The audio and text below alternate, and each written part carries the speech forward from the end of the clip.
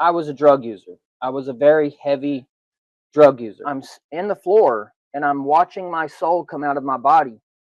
And I looked up at the ceiling and I flew straight through it.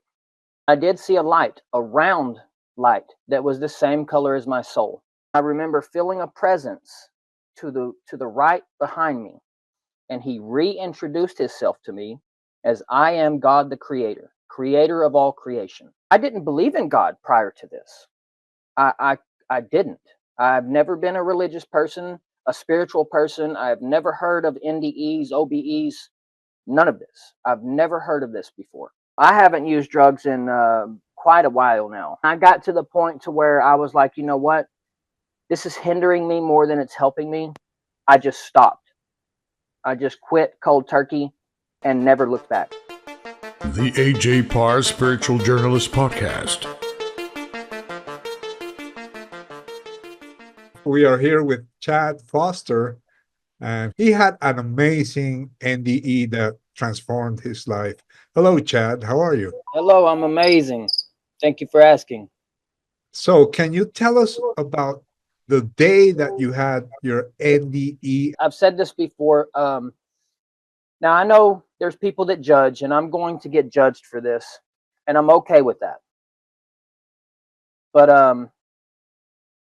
I had recently gotten COVID, and I was a drug user. I was a very heavy drug user. And prior to this, I'm on this drug, and these two words, "what's next," were popping into my mind. And I had no idea where they were coming from, what they meant, or anything. For the days leading up to my experience, the words got louder, stronger, and they overpowered anything. I could not have no thoughts of my own. These words overpowered anything in my mind. And I had gotten sick, and I started to isolate in a spare bedroom in our house.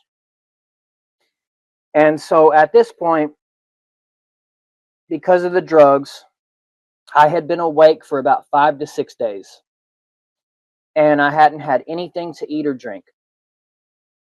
And from what I understood is my body was dying. My organs were beginning to fail. My brain was dying. And in my body's weakened state, my soul was able to expand my consciousness. And so I'm sitting in the floor, and I can feel my soul come out of my body.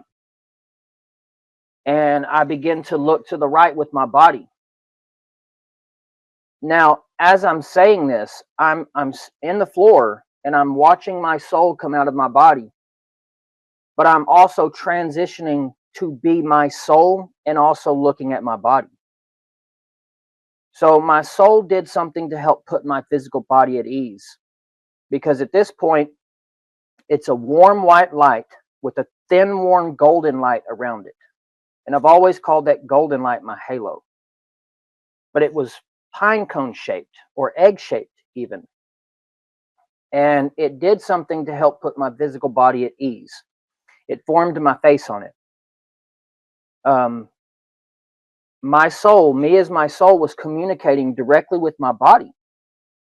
I was letting my body know, this is what your true form looks like. This is what we actually are. We're inside vessels. And I was trying to put my body at ease. So I formed my face and I smiled. The mouth never moved, but I was communicating directly, telepathically with my body. Sometimes it's kind of hard to talk about. And I remember telling my body that it's okay. That you've been lost. You need help. I'm going to get help to help you. You've been doing this over and over and over. And it's time for you to remember who you are and where you come from. So the eyes that my soul reflected, I could see out of those eyes directly into the eyes of my body. And I could see from my body's point of view, my eyes looking into the eyes of my soul at the same point in time. So I'm having two different points of view at the same time. And as my soul looking into the eyes of my body, I said, I'll be right back. And I looked up at the ceiling and I flew straight through it. And I went up into space. And I didn't see a tunnel. Everything was open. But I did see a light, a round light that was the same color as my soul. And I knew that's where I needed to go. So I flew to that light and I merged with it. And when I merged with it, everything went white. And the only way I can describe it is it was the warmest, strongest love I have ever felt. I've always said that humans as a species right now don't even have words to describe how powerful that love is. It's that powerful. And while in this light, these two words, what's next, hit me. And I remember opening my eyes. So now I'm no longer a formless mass. I have taken the form of my body on earth, but it was like a spirit form. And the reason for that is if I questioned what is my form, that wouldn't have been what I needed to know. So I took the form of my body to help, because I'm still seeing through my eyes sitting in this floor. While all this is happening, I'm still seeing through my eyes. But it's my brain was in an autopilot mode. So everything that was given to me was directly shared to me by my soul. And I took the form of my body so I wouldn't question, what am I, where am I, who am I? And I'm now standing in this light. And I remember feeling a presence to the right behind me. And I looked. And when I looked, he had long white hair, a long white beard, a cream-colored robe tied with rope, and sandals. And he was smiling. The entire time, his mouth never moved, but he communicated directly with me. And he reintroduced himself to me as I am God the Creator, creator of all creation. And I didn't believe in God prior to this. I didn't. I've never been a religious person, a spiritual person. I've never heard of NDEs, OBEs, none of this. I've never heard of this before. So when he introduced himself to me, there was no questioning in my mind who I'm in the presence of right now. I know that this is God. God is real. And I remember hugging him. And the warmth, it was just a radiating love, so powerful, so strong. And I didn't feel worthy. I didn't believe in you, God. I didn't believe in you. I question everything you've done. I've cursed your name, but yet you're still willing to give me this love? You're still willing to forgive me? Yes. Yes. And it was amazing to have that feeling. I did give it to somebody else. Give this love. I don't deserve this. But yet we all do. We all do. And so those two words, what's next? I was told that was me, my soul in this body, trying to remind my body what happens to you after you die.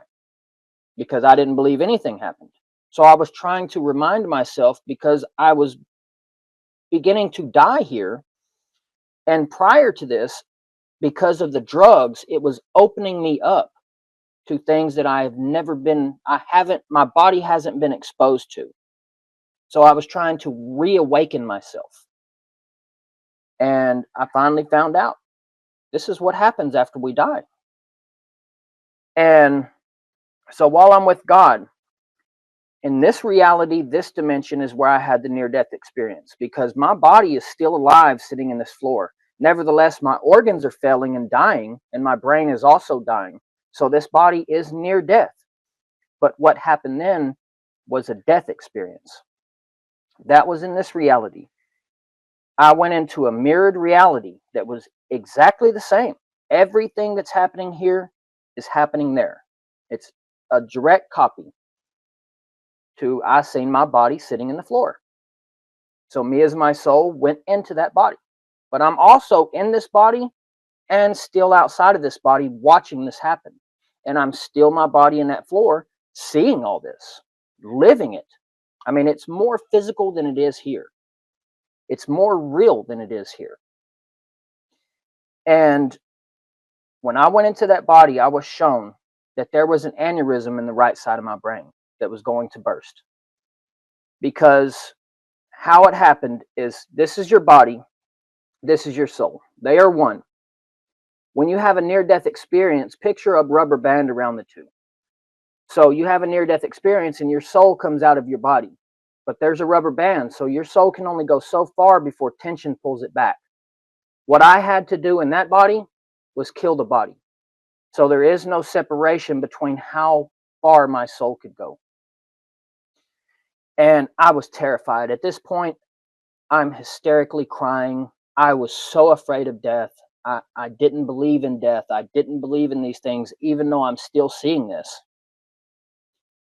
And this calm and just peace came over me. I wasn't afraid to die anymore.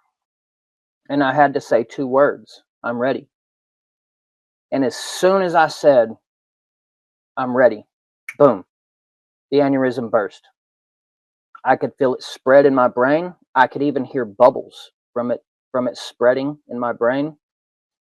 And me as my soul instantly came out of that body.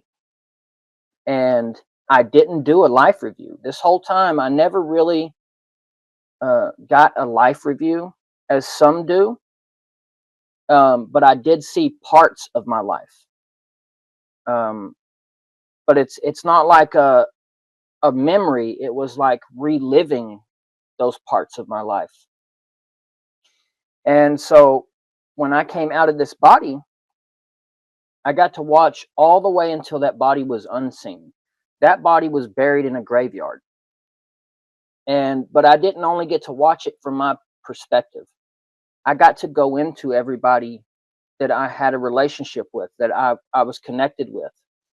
And I got to feel how they felt. I got to feel their emotions and even hear their thoughts.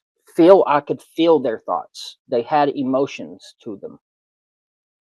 And when I got into my son, I think he was 3 at the time, his definition of sadness, it broke me. It made me cave. And I said that I don't want to do this anymore. But I understand now why I had to keep going and experiencing these things. So I got to watch that body until it was unseen. It was buried in a graveyard. And so up until this point in that reality, everything was mirrored. It was a direct copy of this. But since I have died in that reality is now changed forever. So after watching that, me and God are in this light. We walk out side by side. And that was a major thing to me that was shown to me, was the side by side. There wasn't I lead you or you lead me. It was unity. So we were walking out side by side and going through everything together. To whether it's mistakes, whether it's your rights, everything is together. And we're now walking in space. And it's, how could that be possible? There is no gravity in space, as what we've been told. But what I was shown is that if you step in space, I could see where my foot is, so I create resistance to push back, to give a feel of gravity, because that's what my body was used to, and that's what my body here could understand. My body could not understand what is weightlessness, because I haven't experienced that. So as we're coming out of this light, we walk through space. And that is where I see a column. And it's a big column. And it looks like it's wrapped with river stones all around it. And where the mortar would be on this column, it looked like magma. and I could hear screaming coming from inside this column. And at this point, I'm curious. I want to know what's in there. So I remember side-eyeing God, and I was curious. I wanted to know what was in there. And telepathically, of course, God told me to look. So I turned around and looked back at the column. And this is kind of hard to explain, but I shrunk down microscopic. It was almost like when you look through a microscope and it zooms in, that's what happened. And I went into the mortar, in between molecules of this mortar, and to see what was inside. And when I got inside, it wasn't just a round column. It opened up into a world. And everything was this red-orange color. I don't remember seeing fire. But there were two cliffs on each side. It was like a valley and two cliffs with these like edges that stuck out. And on one side is a man. And he's sitting on his butt, and he has his head down, and he's rocking back and forth. On the other side of the cliff, there's a woman. She has her head down, and she's pacing back and forth. And if they looked across, if they were able to look across, they could see each other. There wasn't that much distance in between the two. But they were tormenting themselves. There was something that they didn't deal with, whether in a past life or there was something, whatever it was, that hell for her and for him was, even though they're in the same place, they were having two different experiences. They were creating their own hell and living in their own torment, their own trauma that they were creating for themselves. There is a way out of it, but each one of their souls would have to figure out what that is and how to come out of it, because you don't have to be there, but it is a place for tormented souls that go to, they cannot deal with it. So they go there and they torment their own self because of their belief system. A lot of the times, what they believed in, they created this hell for themselves. And after we seen that hell, or after I seen that hell, and I'm walking with God again, we come to it's like a balcony in space. And it had a hand railing. And we're standing on this balcony and we're looking down at the earth. And I'm told that, I'm making a decision. We're speaking telepathically the whole time, of course. And a lot of souls are rather told to go back when they don't want to. But I made a mutual agreement. I agreed to come back. I wanted to come back because I was so adamant that God is not real. Days before my experience, I was in an argument with my mom. And I told her, God's not real. God does not exist. Well, days later, I was so wrong. I was so wrong. Because here I am with God. Wanted to come back to teach about God and teach about God's love and everything that we have to do to get there. This is like a school. Earth is like a school. The human condition is like grade levels in school. You're sent here into this human condition to learn from this human condition, because everything has emotions, but humans have a more defined definition of each individual emotion. So your soul comes into a human body to learn how to control those emotions, to learn how to use them and not be used by them. Because if you're used by your emotions, you're not controlling the outcome. You're letting the outcome control you, which even that plays a role. Everything plays a role in the grand design. And so I came back to this body. And when I came back to this body, I wanted to write everything down while it was still clear, because there was so much information that I've never been a writer. I wanted to write everything down. And as soon as I flinched, it was like I seen a brick wall get dropped, and it was like, you can't have that here. And there was two reasons. There was a lot of information that was immediately cut off for two reasons. One, where our brains are in evolution right now, there's so much power in some of this knowledge that we cannot comprehend it. We cannot understand it, therefore we can't have it right now. And for two, some of the information, if we were allowed to have it, there are other species that if we had it, we understood it and understand how to use it, so would they. And some of these species are very negative. And I'll get to that right now. So while sitting in this floor still, nevertheless, this experience happened within 15 to 30 minutes. But if I had to give a time frame for how long I was outside of my body, it was hundreds of millions of years. And that's how old that I showed my soul had been physically incarnating, because physical incarnation gives the soul age. So when you're outside of the body, time doesn't exist how it does here. Past, present, and future are all at the same time. Everything is right now in this now moment. Do you remember about coming back? I while standing on this railing in space with God, I had already acknowledged my mistakes. Some people say they reincarnate to like fix mistakes. I didn't do that. I did see mistakes.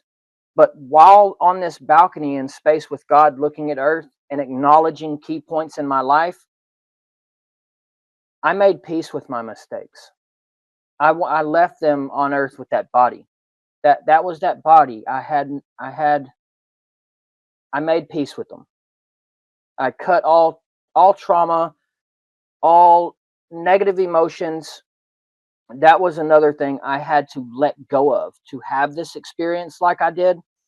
I could not take any of that with me. Trauma, negativity, depression, whatever it was, I had to leave it with the body, because it's a body's condition, not a spirit's condition.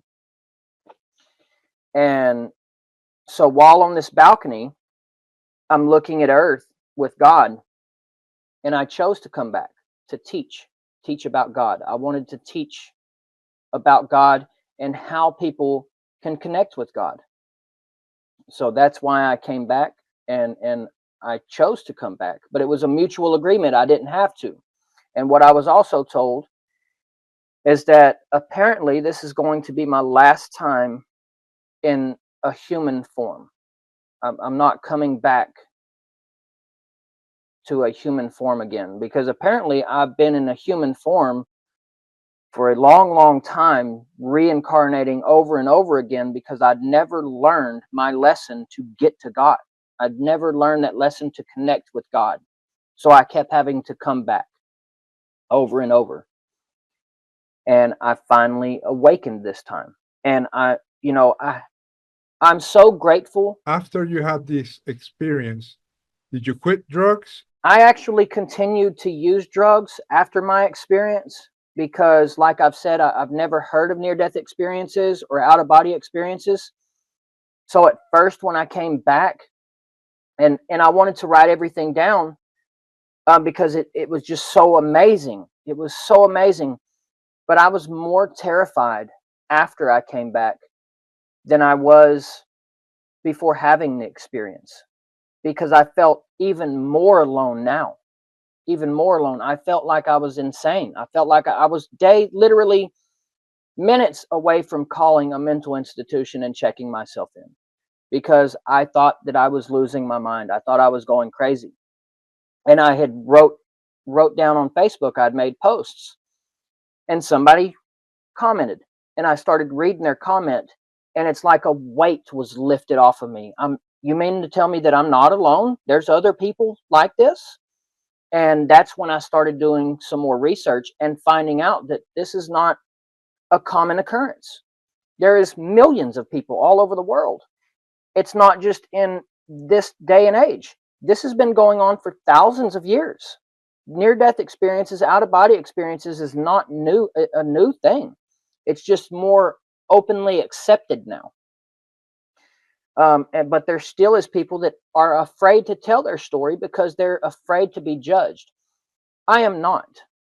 I am not in no way, shape, or form afraid to be judged, because I know that you're going to have people that judge you. That just comes with the human condition. If you judge me, I still love you. No matter how you judge me, I still love you, because that's what God told me to do. Now, as I'm back in this body, in the doorway of this room, I seen an entity. And what most people would call a reptilian, that's what this looked like. It looked like a humanoid lizard. And it had a male presence. He had his arms pointed out towards me.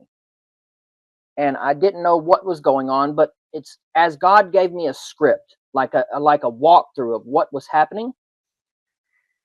And he was a projected consciousness, like a ghost. I could see him, but I could also see the wall back behind him.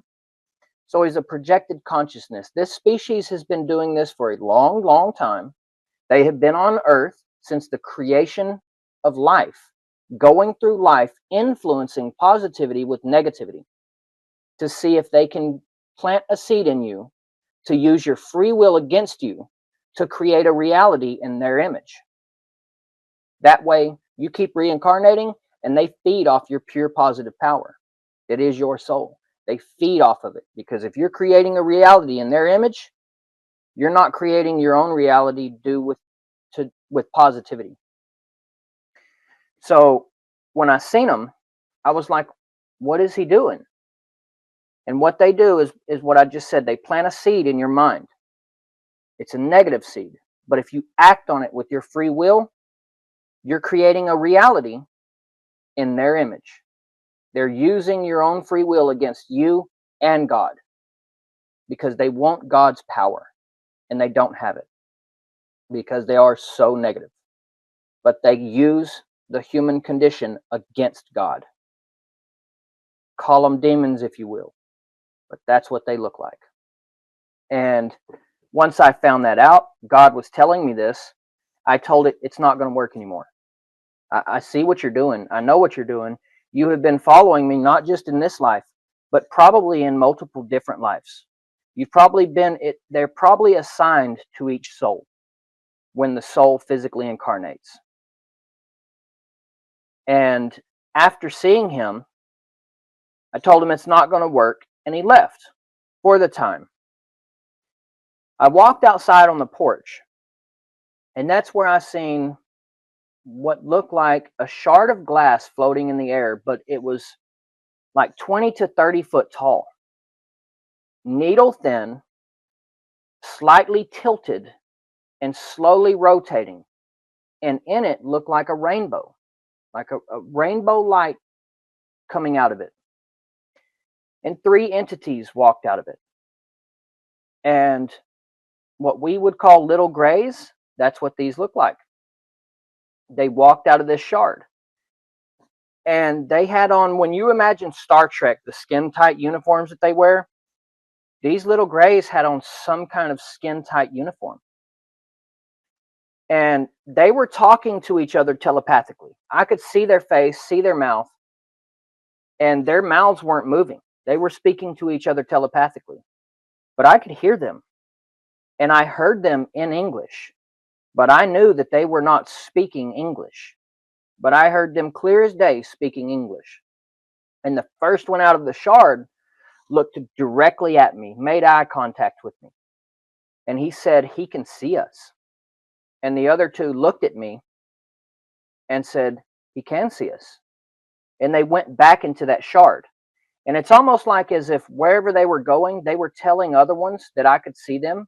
Because now I'm noticing there are 2 more shards, one down the road and one all the way at the corner. And anywhere from 2 to 3 of these entities at a time would come out of these shards. And they knew exactly where I was. They would look directly at me. I could feel them. And they would be like, oh, he can see us. And they would go right back into that shard. And that really freaked me out, because I've always kind of, believed in aliens, always wanted to see them.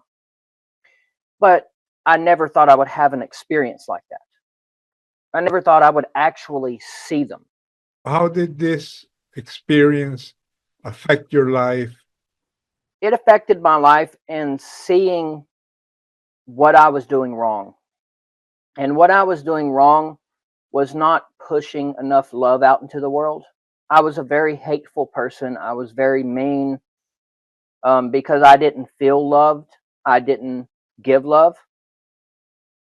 So that was one of the major things that God told me to do. No matter if somebody comes up to you and spits in your face, thank you, I love you. And that's very hard to do as a human. That is very, very hard to do. But that's what we are supposed to do. And it's a work in progress even to this day. But yet I still try, and I still manage most of the time. And like I say, when I first came back, I did continue to use drugs because I was afraid. I was afraid, and I continued to use drugs because at this point, now have experiencing this and been a little bit more seasoned with it. The drugs that I was using at the time, I used them as a tool, not as a crutch or to get high. I used them to affect my body. So mentally and spiritually, I'm locked in, but I'm using these drugs to affect my body, to push my body to stay awake longer so I can help people, because I talk to people from all over the world, and some of them are on a completely different time frame than us. I haven't used drugs in quite a while now. Probably. Oh, I'm not recommending to use drugs. Now there are, psychedelics and stuff like that can work very good positives in people's lives. But I recommend that you don't buy anything off the street or anything like that. You do a controlled setting. There are places that you can go to have spiritual experiences with psychedelics. And by all means, I do not condone any type of drug use at all whatsoever. I kind of had to slowly work myself up to it. But when I got to the point to where I was like, you know what, this is hindering me more than it's helping me, I just stopped. I just quit cold turkey and never looked back. What are your religious beliefs presently? Not religious at all. I study multiple religions. I have books on Hinduism, Buddhism, the Kabbalion, the Quran, of course, the Holy Bible. I mean, I study into every religion because to me, each religion holds a piece of the puzzle. And if you never search into these other religions, you'll never see those pieces and connect them to make this grand design. What are you presently doing to share your story? Podcasts, videos, as many as I can, as much as I can, because I was also told in the beginning that I could not research into anybody's individual stories. And it's because I had to get my story out first, because the connection with God is always there. But we as humans view ourselves separate from God. And until I solidified that connection, there would be times that I could hear somebody's story and it rather not be true or not their story, and I wouldn't know how to tell the difference. So what I had to do was get my story out, and now I can start to research into each individual's. And it's almost like when you're connected to God, it's amazing some of the abilities that you can have, like telepathic and things like this. It's amazing they're not steady all the time. It doesn't happen all the time. But it's almost like if you're talking with somebody, you can feel their energy. You can feel their whatever emotion they are. If they're a very positive person, you can feel these things. Especially when your frequency and vibration starts to rise, you definitely can feel other people, even across vast distances. But you can also tell if they're telling the truth or not. How can people contact you, or where can they see your message? Yes, sir. The main thing I do is on YouTube. I go by The Walking Prophet on YouTube. And my Facebook is Chad Dwayne Foster Jr. And on there, you can reach out to me through Messenger, or you can watch my full experiences in more greater detail on YouTube. And I go live on YouTube, Facebook, TikTok all the time. I'm go by The Walking Prophet on TikTok also. So if anybody wants to find me, has questions, reach out to me. What would you tell someone who is struggling with drug addiction now and is confused and also feels the same way, that he can't find God? What would you recommend? Oh man, that's a tough one. Because I know that before this, I have struggled with it, and there's no way to get an addict to stop until the addict wants to stop.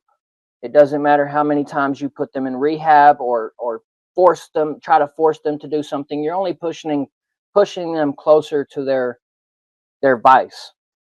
But for somebody that is struggling with the drugs, or trying to get a relationship with God, I'll tell you this: the way God told me, God is always there, will always be there, will never turn his back on you, but he's waiting for you. But if you're doing something like drugs that you know is hindering you and crippling you in this life, you're creating a separation between you and God. If you ask God to help you with your addiction, but yet you still feed your addiction, you wonder why God's not showing up? Love and unity. That's what we're all about. That's what we're supposed to do. Love and unity. That's how this species evolves. That's how the soul evolves. That's what we're here to do. And by all means, one message at a time, one step at a time, that's what we will do. This has been the A.J. Parr Spiritual Journalist Podcast. Please like, share, and subscribe.